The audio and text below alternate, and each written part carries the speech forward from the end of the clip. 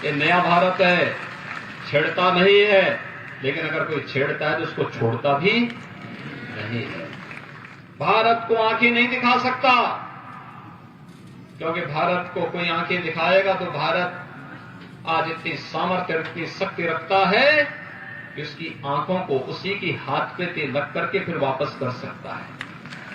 राम का नाम लेने पर ही लाठी और गोली चलने लगती थी उनके समय में। तो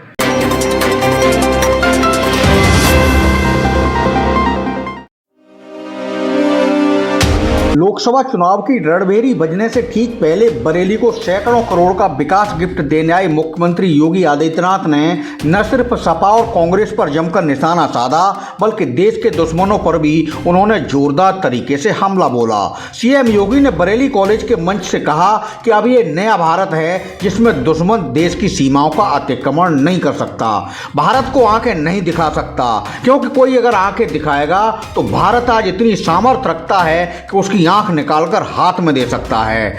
भारत किसी को छेड़ता नहीं है, मगर कोई छेड़ेगा तो उसे छोड़ता भी नहीं है। मुख्यमंत्री बोले कि डबल इंजन सरकार किसी के साथ भेदभाव नहीं करती है, गांव, गरीब, किसान, नौजवान, बेरोजगार सबका हित सोचती है, विकास करती है और आस्था और विरासत का सम्मान भी करती है। सीएम योगी बोले कि यूपी में एक वक्त वो भी था जब राम का नाम लेने पर गोली लाठी चलती थी, अब हालात बिल्कुल बदले नजर आते हैं। प्रधानमंत्री नरेंद्र मोदी विकास के साथ विरासत की बात करते हैं और उसी विकास और विरासत का संगम आज नाथ नगरी बरेली बन रहा है। बरेली में नाथ नगरी कॉरिडोर की परिकल्पना साकार रूप ले रही है। स्मार्ट सिटी बरेली में महादेव सेतु उसी श्रृंखला का एक हिस्सा है। सीएम योगी ने चुनाव की तरफ इशारा करते हुए कहा कि कुछ ही दिन में आचार संहिता लगने की संभावना है। उत्तर प्रदेश ही नहीं, पूरे देश में अब एक ही आवाज आ रही है कि फिर एक बार मोदी सरकार। आप भी सुनिए, मुख्यमंत्री योगी आदित्यनाथ ने लोकसभा चुनाव से बिल्कुल पहले बरेली में महादेव सेतु और आदिनाथ चौक के लोकार्पण और सैकड़ों करोड़ की विकास परियोजनाओं की सौगात देते हुए और क्या क्या कहा। आज बरेली की चिर प्रतीक्षित मांग पूरी हुई है, जब हम लोगों ने बरेली में एक साथ बरेली की ढेर सारी परियोजनाओं का लोकार्पण किया जा रहा है, और जिसमें कोतवाली से कोहड़ा पीर दो लेन की ऊपरगामी सेतु का लोकार्पण का कार्यक्रम भी अभी यहां पर संपन्न हुआ है। इसके लिए बरेली जनपद के आप सभी बंधुओं को मैं हृदय से बधाई देता हूं। अपने सहयोगी मंत्री जितेंद्र प्रसाद जी को रुचि लेने के लिए कि समय से उन्होंने इस कार्य को पूरा किया, इसके लिए धन्यवाद भी देता हूं। और यहां के उन सभी उद्यमियों और व्यापारियों का भी अभिनंदन करता हूं जिन्होंने इस उपरिगामी सेतु को, लगभग 1 किलोमीटर लंबे उपरिगामी सेतु को पूरा करने के लिए अपना पूरा सकारात्मक योगदान दिया है। उन सबको भी मैं हृदय से धन्यवाद देते हुए आप सबके प्रति अपनी शुभकामनाएं देता हूं। बहनों और भाइयों, आज इसके साथ ही बरेली का आईटी पार्क का शिलान्यास का कार्यक्रम भी आज यहां पर हो रहा है। अब बरेली कभी जाना जाता था अपने झुमकों के लिए, और मुझे लगता है कि हर व्यक्ति आता था तो किसी को पता ही नहीं होता था कि कहां है झुमका। लेकिन अब यहां फ्लाईओवर के लिए और आईटी पार्क के लिए हमारा बरेली जाना जाएगा। बरेली की एक नई पहचान हो रही है, और मैं तो कभी कभी देख के ताजुब करता हूं, हमारे जितने विधायक हैं, सांसद हैं, वह किसी न किसी विधा के विशेषज्ञ हैं। कोई डॉक्टर है, कोई पशु डॉक्टर है, कोई प्रोफेसर है, कोई बैंकर्स है, कोई किसी न किसी फील्ड का विशेषज्ञ है, और विशेषज्ञ होने के साथ ही अपनी इस विशेषज्ञता का लाभ पूरे प्रदेश को दे रहा है।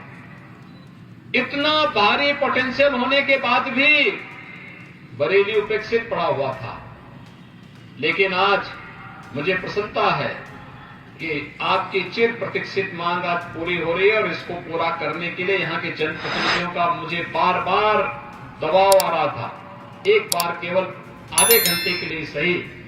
मैंने कहा आऊंगा तो समय तो पूरा ही लगता है, लेकिन आधा घंटा पूर्व में, जो पौन घंटा पूर्व जरूर आपके कार्यक्रम में आ गया। यानी मुझे यहां पे पहुंचना था लगभग 3:30 बजे के बाद, लगभग 4 बजे के आसपास मुझे यहां पहुंचना था, और मैं 3 बजे ही आपके यहां पहुंच गया। और उस सब के बावजूद आप पूरी तरह भर गए थे यहां पे। मैं देख रहा था जनता जनार्दन, मैं सोच रहा था मैं यही ये कह करके आया था कि लगता है बरेली जा रहा हूं तो मंच पे मैं अकेले ही रहूंगा, लेकिन मैं देख करके ताज्जुब कर रहा था कि मुझसे भी पहले आप सभी यहां पर पहुंच गए। मैं इसके लिए आपका हृदय से अभिनंदन करता हूं, आभार भी व्यक्त करता हूं। बहनों और भाइयों, देश बदल चुका है। अब हम भी कह सकते हैं कि हम भी एक विकसित भारत के नागरिक हैं। भारत ने पिछले 10 वर्ष के अंदर जो अभूतपूर्व सफलता प्राप्ति की है जीवन के प्रत्येक क्षेत्र में, उसके कारण दुनिया में भारत का सम्मान बढ़ा है। पूरी दुनिया आज भारत की तरफ आशा भरी निगाहों से देख रही है। दुनिया के अंदर कहीं कोई क्राइसिस आती है, कहीं कोई संकट आता है, लोग आशा भरी निगाहों की ओर से, आंख से आशा भरी निगाहें दुनिया की भारत की ओर जाती है। दुनिया में जिसके कारण भारत का सम्मान बढ़ा है। भारत का सम्मान बढ़ने का मतलब भारत के हर नागरिक का सम्मान, 140 करोड़ लोगों का सम्मान। तो भारत की सीमाएं सुरक्षित हुई हैं। अब दुश्मन भारत की सीमा का अतिक्रमण नहीं कर सकता, भारत को आंखें नहीं दिखा सकता, क्योंकि भारत को कोई आंखें दिखाएगा तो भारत आज इतनी सामर्थ्य, इतनी शक्ति रखता है कि उसकी आंखों को उसी की हाथ पे लग करके फिर वापस कर सकता है। ये नया भारत है, छेड़ता नहीं है, लेकिन अगर कोई छेड़ता है तो उसको छोड़ता भी नहीं है। नए भारत के अंदर आज इंफ्रास्ट्रक्चर के बड़े बड़े कार्य हो रहे हैं। Highway, railway, airport, waterway, IIT, IIM, AIIMS, हर डिस्ट्रिक्ट में मेडिकल कॉलेज, आईटी पार्क, और इसके साथ ही हम लोग आज नए तरीके से कार्य कर रहे हैं। सुरक्षा का एक बेहतर माहौल देश के अंदर बना है, सीमाएं सुरक्षित हुई हैं, नक्सलवाद और आतंकवाद लगभग समाप्त हो चुका है।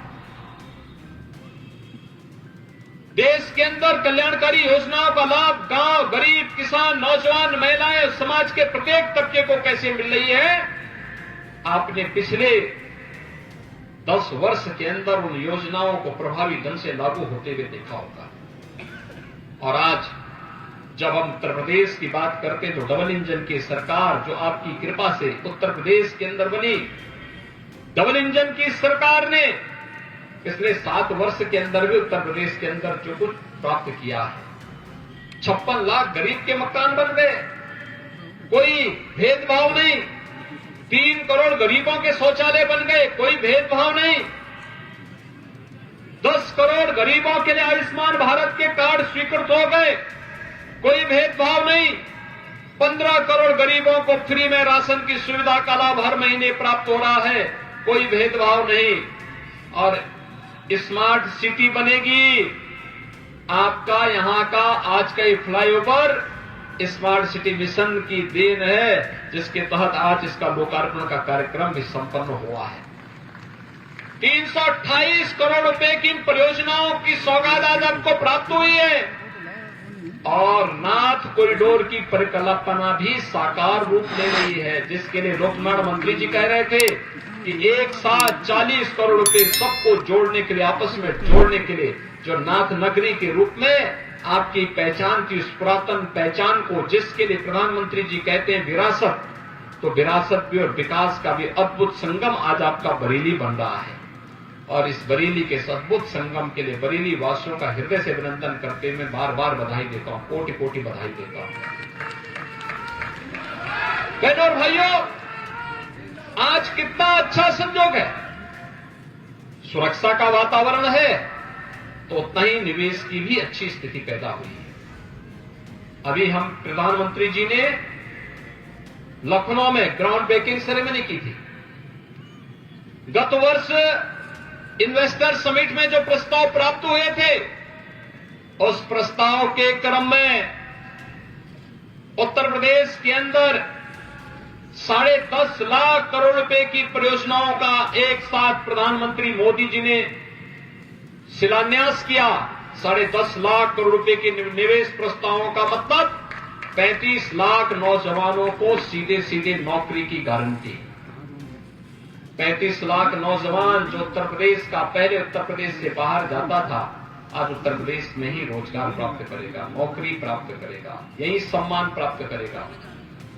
40 लाख करोड़ रुपए के निवेश के प्रस्ताव जब जमीनी धरातल पर उतरेंगे तो बहनों और भाइयों 1 करोड़ 10 लाख नौजवान सीधे सीधे उत्तर प्रदेश के अंदर नौकरी प्राप्त करेगा। ये नौकरी प्राप्त करने का मतलब उत्तर प्रदेश का नौजवान तो नौकरी प्राप्त करेगा ही, देश का नौजवान भी नौकरी और रोजगार के लिए तलाश में उत्तर प्रदेश आएगा। उत्तर प्रदेश भी आज बदल चुका है, एक नई पहचान बना चुका है और इस नई पहचान के लिए आज उत्तर प्रदेश ने तमाम प्रकार के कदम उठाए, अपनी स्पीड को बढ़ाया,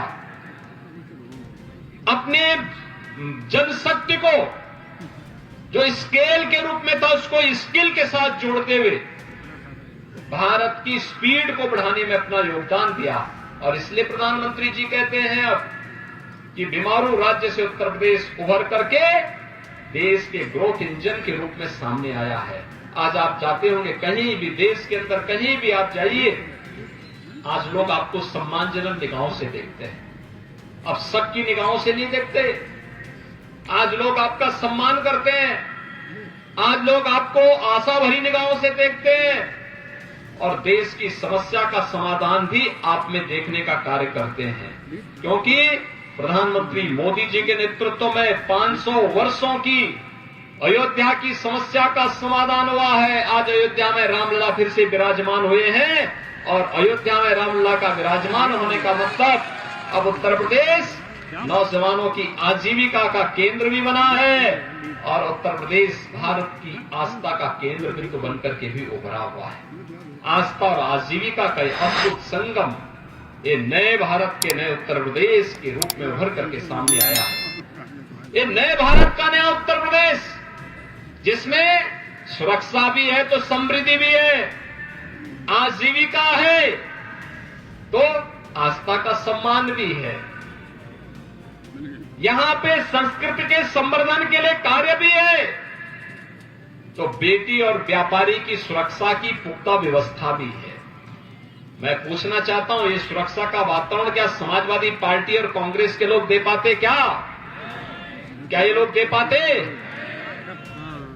क्या है आपकी आजीविका का प्रबंध क्या ये लोग कर पाते? और क्या आपकी आस्था का सम्मान कर पाते? आस्था के सम्मान के नाम पे तो क्या करते थे, राम का नाम लेने पर ही लाठी और गोली चलने लगती थी उनके समय में। तो आज तो आस्था का भरपूर सम्मान किया जा रहा है और आस्था के उसी सम्मान को आगे बढ़ाते हुए हम सब आज आपके पास बरेली में भी आए हैं। विकास की ढेर सारी परियोजनाओं को आगे बढ़ाने के लिए देश के अंदर इस विकास की स्पीड मोदी जी के नेतृत्व में चल रही है। हर ओर से एक आवाज उठ रही है और वह आवाज है विकसित भारत का। हम सबका संकल्प विकसित भारत, हम सबका संकल्प, हमारा संकल्प विकसित भारत, हमारा संकल्प विकसित भारत। और इस विकसित भारत में जहां पे हर ओर खुशहाली होगी, हर नौजवान के हाथ में कार्य होगा, हर अन्नदाता किसान खुशहाल होगा, हर बेटी हर व्यापारी अपने आप को सुरक्षित महसूस करेगा, प्रति व्यक्ति आय कई गुना बढ़ेगी, भारत के पास वर्ल्ड क्लास का इंफ्रास्ट्रक्चर होगा। यह है हमारा विकसित भारत। और विकसित भारत की इस परिकल्पना को प्रधानमंत्री मोदी जी के नेतृत्व में साकार करने के लिए जिस गति के साथ आज भारत आगे बढ़ा है, हम सबका दायित्व बनता है कि हम भी एक नागरिक होने के नाते इसमें अपना दायित्व का निर्वहन करें।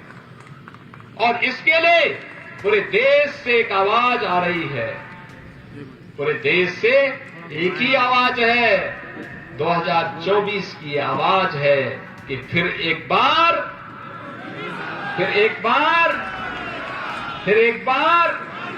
मोदी सरकार, फिर एक बार मोदी सरकार। क्या आवाज है? फिर एक बार तो फिर एक बार मोदी सरकार के लिए ये की आह्वान है। फिर एक बार मोदी सरकार लाने के लिए हम सबको प्राण से जुटना है और इसी का आह्वान बरेली वासियों से करने के लिए मैं आया हूं। बरेली वासियों ने कभी हमें बैरक नहीं भेजा है। बरेली तो हमेशा बढ़ चढ़ करके भाग लिया है, आगे आकर के आया है और आज इसी के लिए हम सब आपके बीच आए हैं। बंधुओं, कुछ ही दिनों के बाद आचार संहिता प्रारंभ हो जाएगी, तो हम लोग चुनावी रैली करने के लिए आएंगे। आज सौगात देने के लिए आए हैं, होली की एक उपहार, और होली का इस ऊपर सॉफ्टवेयर पार्क भी है, आपके फ्लाईओवर भी हैं, बाढ़ बचाव के कार्य भी हैं और भी हर घर नल योजना और शिक्षा स्वास्थ्य से जुड़े हुए प्रोजेक्ट भी हैं। इन सब का उपहार बरेली वासियों को देते हुए मुझे अत्यंत प्रसन्नता की अनुभूति हो रही है और मुझे पूरा विश्वास है कि बरेली वासी फिर दोनों जगह पूरे बरेली में केवल कमल कमल कमल ही दिखना चाहिए, जिससे मोदी जी तीसरी बार में भारत को तीसरी बड़ी अर्थव्यवस्था के रूप में स्थापित करके हर भारतवासी के चेहरे पर खुशी को और दुगना करने में अपना योगदान दे पाएंगे। इस विश्वास के साथ मैं बरेली वासियों को इन सभी योजनाओं की सौगात के लिए हृदय से बधाई देता हूं। अपने माननीय जनप्रतिनिधियों को हृदय से इन योजनाओं को प्रारंभ करने के लिए किए गए प्रयासों के लिए धन्यवाद देते हुए उनका अभिनंदन करता हूं और विश्वास करता हूं कि हम सब जब तीसरी बार यहां पर आएंगे तो कुछ नए प्रोजेक्ट के साथ बरेली वासियों को सौगात देने के लिए यहां पर फिर से उपस्थित होंगे। आप सबके प्रति मेरी मंगलमय शुभकामनाएं। धन्यवाद। जय हिंद।